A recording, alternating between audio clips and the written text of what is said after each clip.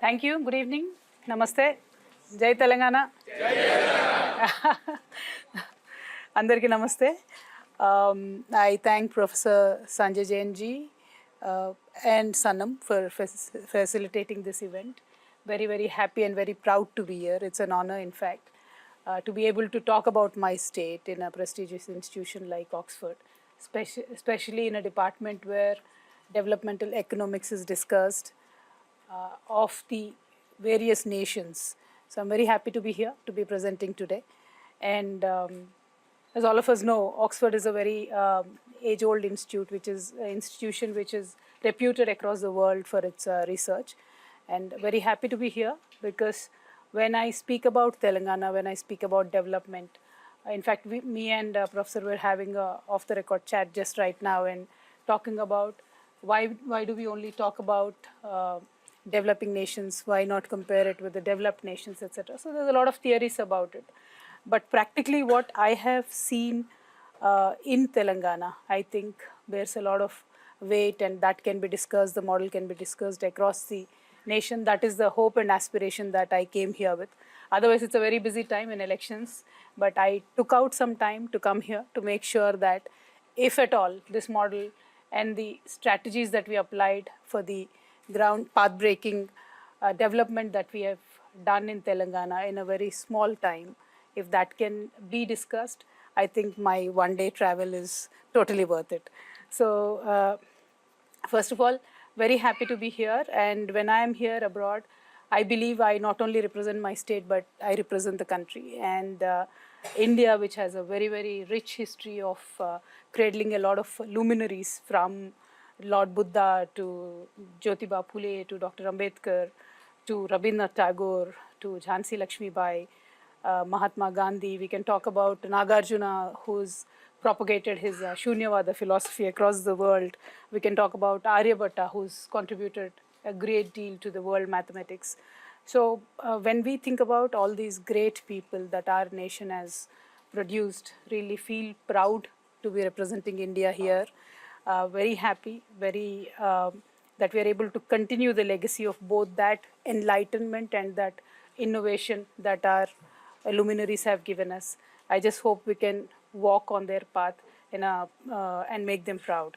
And when we think about the luminaries from India, we cannot but ignore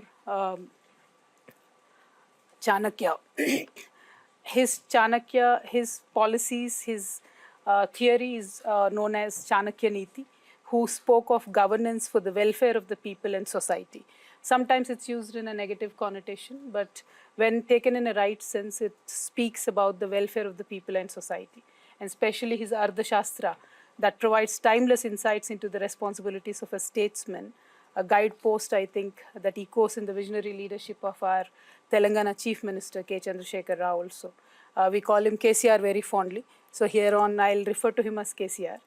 And today I'm sincerely both humbled and also honored to stand before you at the prestigious University of Oxford to share the journey of my homeland, Telangana, and how collectively the vision of our people of Telangana, under the leadership of KCR, has set a model for a most integrated, inclusive, and equitable development.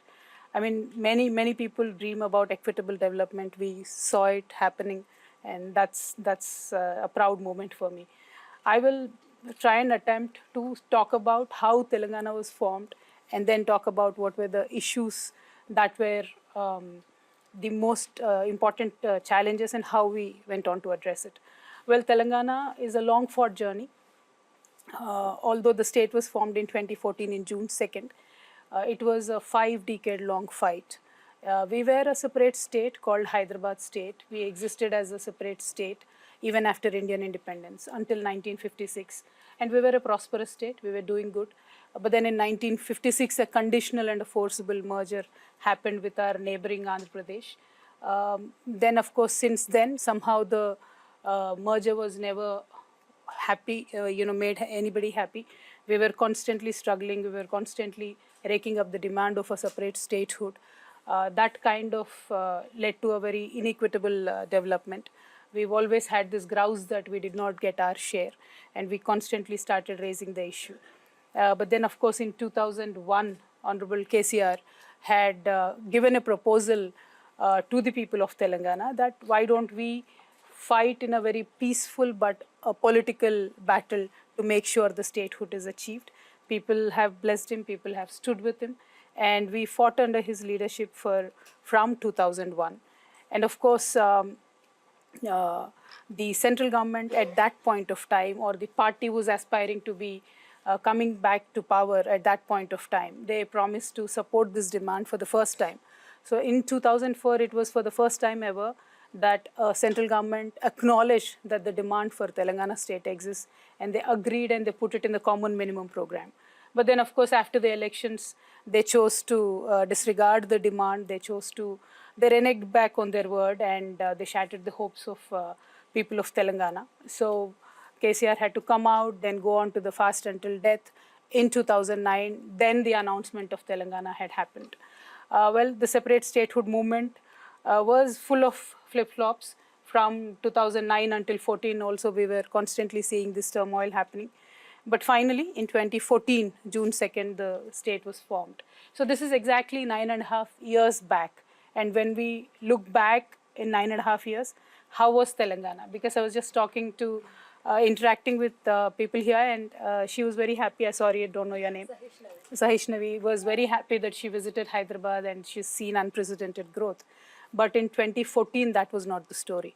In 2014, the story was out of 10 districts of the state, 9 were declared backward by the central government. 2 districts, Khammam and Mehboob were categorized as the most hungry in the country. And the agriculture and allied sector, which supported around 46% of the population of the state, it was under severe distress, and the farmer suicides were number 2 in the country. It was very unfortunate, but that was the state of affairs.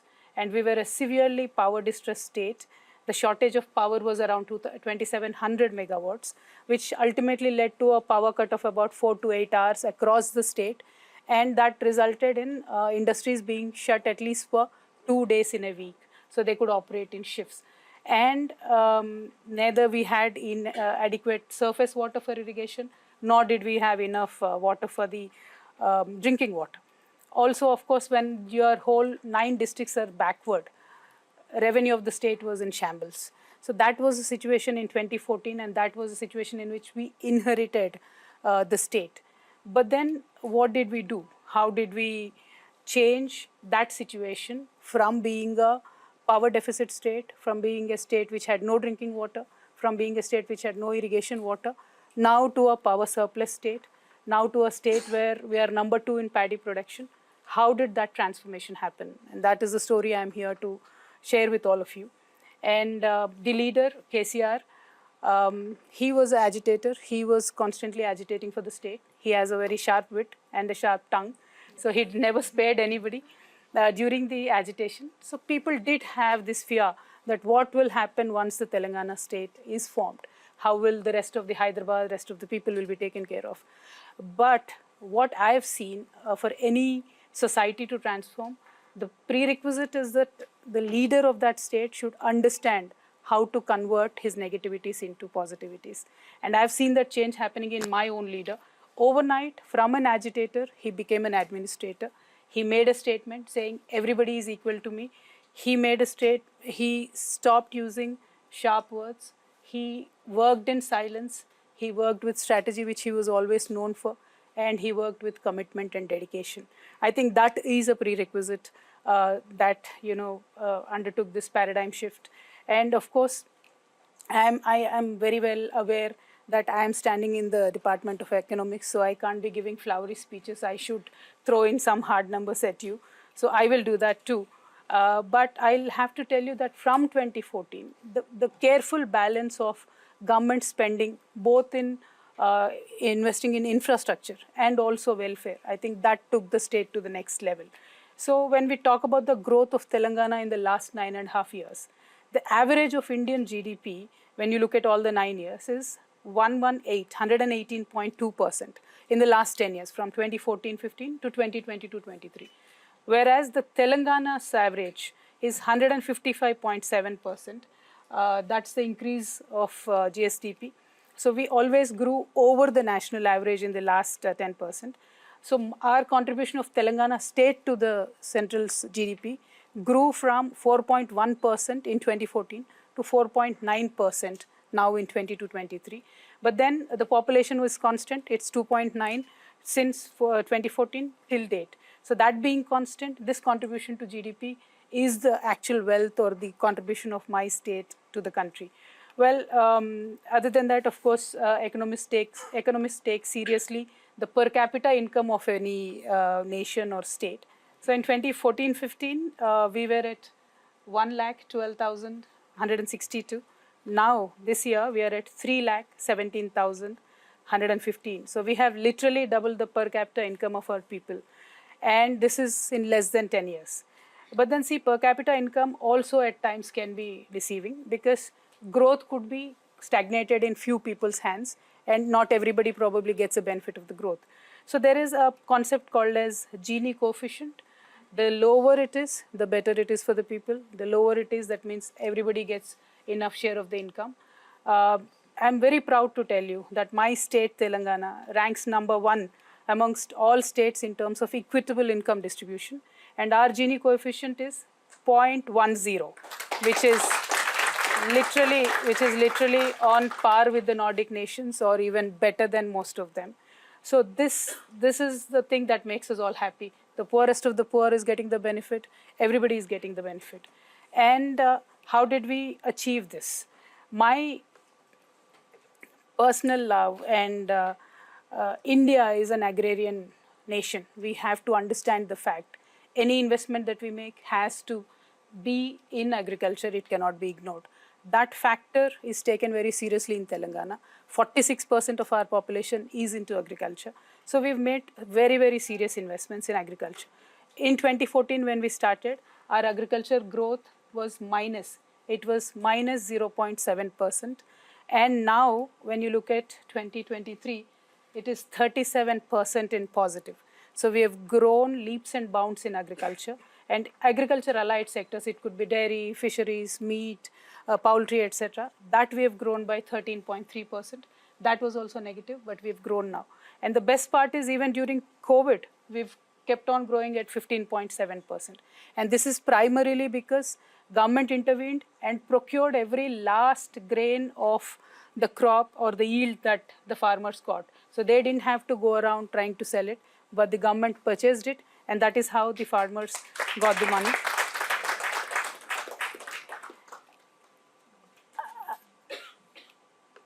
And when we talk about agriculture, as usual, most of the economists don't agree.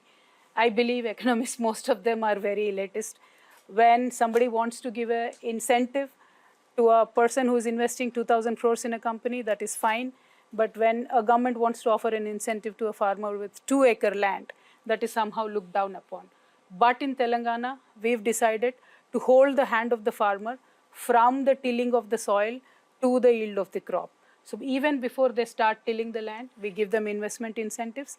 And I'm very proud to tell you that 10,000 rupees investment that we give per acre per farmer every year, till date, in the last 9.5 years, 72,815 crores was directly given to 65 lakh farmers of Telangana. So this was the first step to make sure the farmer does not walk into the debt trap. So private debt is usually taken before they start tilling the soil. That is when the government intervenes and gives the money. Then when you look at every process, the quality of the seeds, Telangana is the only state which actually puts a PD Act, preventive detention cases if somebody sells spurious seeds. It was a serious issue during before Telangana state formation, and we've controlled it. So quality seeds we give, timely availability of fertilizers to the farmers we give, and of course surface water for irrigation is given. And I'm very proud to tell you today that we are the only state, or probably we are the only government across the world which gives free water. There is no water cess on the irrigation water to the farmers. And we also give 24 hours free electricity. That again is there nowhere in any country. There is subsidized electricity for agriculture, but Telangana is the only government which gives free electricity, 24 hours free electricity to the farmers. So the farmer is now secure. He understands that he's going to get free electricity, free water, in time, quality seeds, in-time quality fertilizers. Before he tills the soil, he knows that he'll get the investment input from the government. He doesn't have to go for a private debt. So the farming is done in a much more secured manner.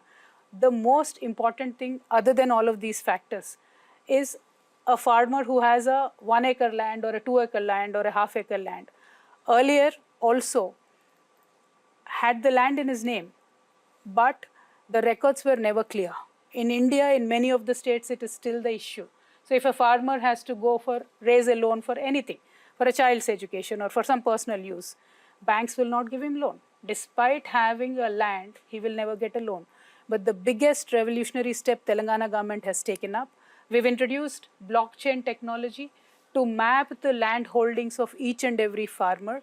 And today, I'm very proud to tell you, 98 to 99% of all the farmland records are cleaned up and properly digitized by the government. And it is only with the fingerprint of the farmer that the records can be changed. So nobody can mess with your record, and there is a sense of security to the farmer, and the banks also can give loan to him. So he has access to additional finance if he wants to. So this sense of security net that we provided the farmer, I believe, is what led for the exceptional growth in the agriculture sector in Telangana. And of course, other than that, there are around 45,000 ponds in Telangana, which the government systematically invested and repaired using a scheme called Mission Kakatiya. And then we've linked all these ponds with the major irrigation canals that we built. So the ponds are full of water 365 days in a year. So in the staunchest of the summer today, you can go to any Telangana village blindly. You'll see the pond is full of water. And that has led to increase in the water table, increase in fisheries farming, which is again supporting the rural livelihood. And of course, it is supporting the farming activity as well. So check dams, minor irrigation projects constructed, canals repaired, and the magic out of all of this is we managed to construct the world's largest lift irrigation scheme within 3.5 years of time. That is the largest and biggest achievement. The moment this lift irrigation scheme is built, we got 73 lakh acres of land connected to the irrigation system in the state. So 73 lakh acres earlier, before the Telangana state formation, for them to get one crop in a year was an aspiration, was a dream. But today I'm so proud and so happy for my farmers because they can get 3 crops, not 1, but 3 crops. And that is why with a systematic, I'll just throw one number at you for your interest. Overall, before the state formation, from 2004 to 14, those governments, whoever was there, irrespective of the parties, those governments, the investment that they made in agriculture was 7,994 crores. But Telangana government in the last 9.5 years, we invested 1,91,612 crores in agriculture. So a policy, however powerful it could be, however positive it could be, if it is not backed up by your purse, the purse of the government, it is not going to work. So that is what Telangana government did. We framed powerful policies, we framed good policies which will help the people, but then backed it up by the finance. So the outlay and the way to spend it, that management, that efficiency in the governance, that is what set us apart, and that is what today gave the results. As a result, now the area under cultivation increased from 1.31 lakh acres to 2 crores because it's consecutive seasons we are talking about. That's why the number will be double. And of course, the paddy production increased from 68 lakhs to 2 crores metric tons in, next slide please, in 2021. So we are today the highest, second highest, so this is 2 crores. So we are today the second highest paddy producing state in the country. We are only competing with Punjab. Where are you, Sanam? We are competing with Punjab. So, and then of course today irrigation facilities, as I said, are available to 73 lakh acres. But then next time, once the Palamur lift irrigation scheme is done, then we will be able to connect 50 lakh more acres to that network. And once that is done, you can imagine what Telangana is going to grow, nothing short of gold. So one other important thing that we did, whatever revenue came to the government, we used it in a very positive way to make sure the cycle of prosperity continues, to make sure that the multiplier effect of the investment is properly taken care of. So in 2014, our budget was 62,000 crores. Now it has grown to 2,94,000 crores. And that is again made systematically invested into various projects, starting from drinking water, in which we invested 36,000 crores to make sure that every household in Telangana is connected. So most of us who have faced the power cuts, we know the problem and the pain and why we don't want to go to the villages in Telangana. But then that has transformed now, because Telangana government has very systematically invested 38,000 crores in the last 9.5 years to make sure that our power production capabilities increased. This one. So our power production, when 2014 we started, we could only produce 7,778 megawatts of power. But now we are producing 18,453 megawatts of power. And of course, we are focused on renewable energy as well. So in 2014, we only had 74 megawatts of renewable power. Now we are able to produce 5,741 megawatts of power. And with the industrial growth, our per capita power consumption, this number has grown to 2126 units. So that is highest in the nation and also almost equal to most of the developed nations. That is an indication that industry is doing well. Most of the individuals are doing well. So that is one of the international indicators. And I'm very happy that Telangana got there. And then when we look at the environmental challenges, world over, we are conscious that the world's biggest challenge in terms of climate change is taking collective responsibility. And people and Telangana government are aware of this. And we have systematically again invested 10,000 crores in a program called Telangana Ku Haritaharam, where we planted saplings, 280 crore saplings. And we made sure we fenced our forests. We made sure we thickened our forests. We made sure, in fact, when they plant saplings in the villages, incentives of watering the plants of like 2 rupees, 2.5 rupees also is given in the villages. And we should be very proud. Telangana is the only state, probably in the world, where in every village you find a government nursery which is there and a park that is built by the government. It is a must and shoot. Every Telangana village, all the 13,000 villages, you go anywhere, that is available. So that is how we have increased our forest cover by 7.7% with a very, very systematic drive of this and investment. And when I look at problems like California, where they don't have water, I feel, why don't they invest? You know, they can make policies, they can invest. And this is why I was very excited to come to Oxford, because anything that is discussed here can go world over. And if somebody draws inspiration from this model, I think it will help people across the world. And speaking of the industry, this is again very important, because not only farming, not only upskilling, but we need to create wealth in order to take care of the poorest of the poor. We need to create wealth. And the wealth creation today, services sector, industry sector, it is very important to make sure that industries feel welcome in Telangana. We came up with a policy, TSI Pass, and this policy is very empowering, not only our people, but also industry. For example, if I'm coming here from UK, I want to invest in Telangana, you apply for a permission. Within 15 days, if I can't give you permission, then you have every right to open your company, you can start operating. Because by law, if you do not receive the government permission within 15 days, we have made it a statutory right to go ahead and commence the work. And this has really inspired a lot of companies. Many of them have come to Hyderabad, Telangana, they've invested. And I'll throw some numbers at you. From 2014 till 2023, January, 22,100 industrial units were given permission.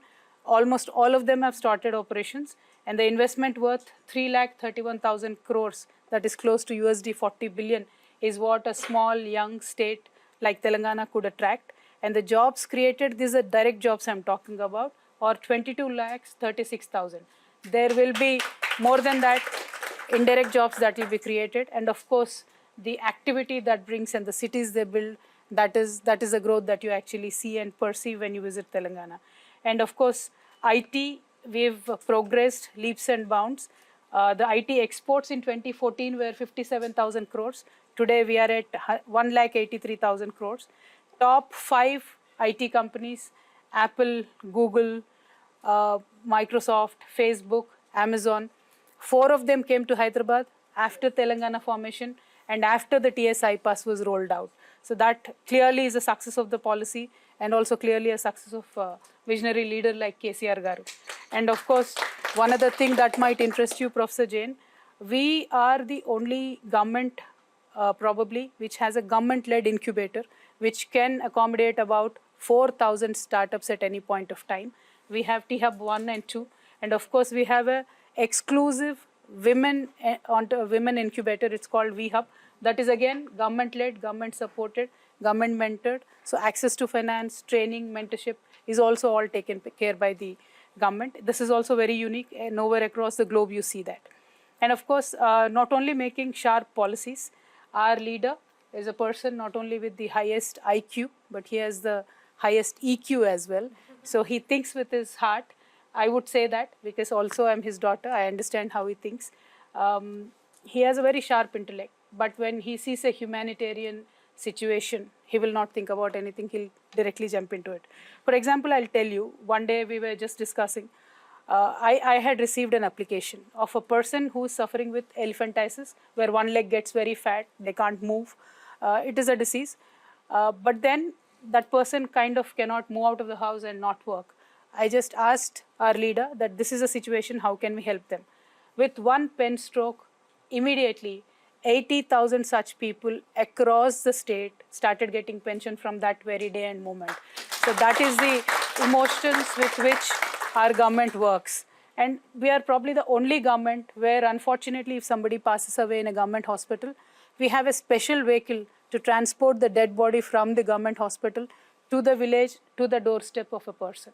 It's a special vehicle that is there. It's a special drive. And another thing, this is again my leader's brainchild.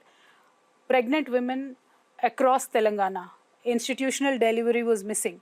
So to make sure that they come to the government hospitals, to make sure that the delivery happens institutionally, we've designed a program where the healthcare worker literally brings the pregnant women for every checkup in a government ambulance to the hospital, takes them back, drops them at home. I'm sure this does not even happen in UK, where we know and understand, one of the best healthcare systems in the world. But the way we take care of our pregnant women, nowhere else in the world anybody takes care of them. Because my district magistrate, my collector, sits in his office on his dashboard. He knows how many deliveries are happening today in the government hospital. So that is the kind of work that is happening in Telangana. And during COVID, I should make a special mention. So when we knew that COVID was hitting and transport is becoming difficult, so we mapped out all the women who were going to be delivered in 15 days, and then we brought them into the hospitals, put them in safe zones, made sure the delivery happened institutionally, and then sent the mother and the baby home very safely. So these are the kind of disruptive, positively disruptive interventions that this government is taking care of. And I'll just give you one more example, and this again, with one pen stroke, my leader could make it happen. Telangana was a parched state. We did not have enough drinking water. It was a dry region. There was a lot of fluoride issues happening in many districts. So many people suffered with kidney diseases. There are still a lot of dialysis patients in Telangana. But in the combined Andhra Pradesh, until 2014, until Telangana was formed, across Telangana, we only had 3 government dialysis centers. When we brought this thing to the attention of our leader, with one pen stroke, he sanctioned 104 dialysis centers across Telangana, and we immediately gave free bus pass to all these dialysis patients. We made sure that they got the most modern care in all these dialysis centers. In the most costliest of the private hospitals, they reuse the machinery for dialysis, but not in Telangana government hospitals. We do it a one-time use and we take care of our patients. And this has really earned a lot of goodwill for the government and the leader. And of course, in every government, we are giving, people try to give pensions, but there is no reason or rhyme or the positive effect of the pension that the pension would give, because in 2014, before 2014, when we saw, there were various governments which were giving pensions starting from 70 rupees to 200 rupees to person, which did not really make any difference in their lives. So I gave a number here. In 2014, there were pensions given to 29 lakh people, but the rollout was only 861 crores per year. This is per annum. But in Telangana government today, we give pensions to 44 lakh 12,882 people, but the rollout is 11,628 crores.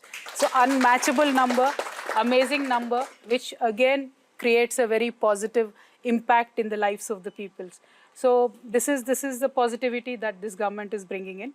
And of course, when we talk about education institutes, we only wanted to see one result, that at least 50% of the kids go to the government schools. So we wanted to give a stiff competition to private schools, and we did. Today, this year, 2023, 50% of the kids are opting for government schools. 50% of course are still going to the private institutions. But then there are many numbers that I can give you. The best number that I like, we added 10,000 medical seats, very fresh this year, because in every district headquarters, we wanted to put up a medical college. And before 2014, I can't even begin to tell you, I'll just give you one number. For the backward classes, across the state, we had only 19 institutes. Next slide, I think. 19 institutes. But now we have 310 institutes for just the backward classes, I'm saying, and other numbers I have. But then the number of students, if you look at, earlier it was addressing, the governments were addressing 8,000. Now we are addressing and attending to 1,65,610 students. So these are the kind of numbers, these are the kind of interventions that we are making. I know there's a lot of data and I can keep going, but then I'll have to summarize because we need to close by 8.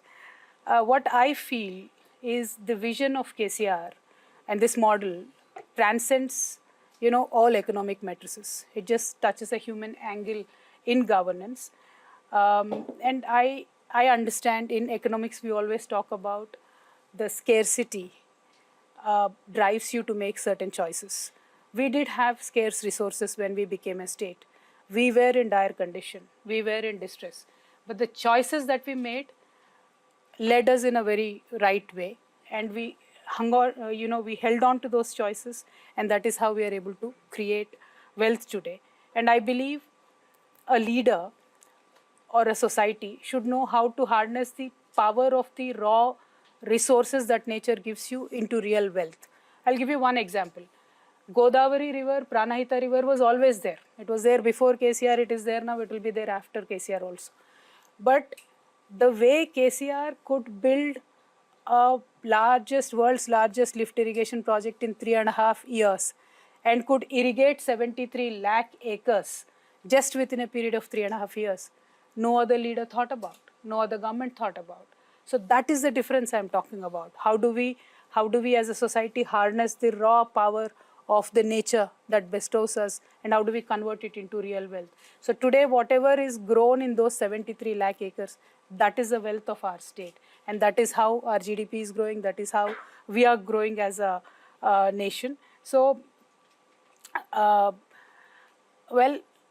Telangana model, when we talk about, the core of this model is to harness the existing resources that we have. And that I believe we've done wonderfully. And we are fighters. We fought for Telangana. We are fighters. We are fighting for the development of Telangana.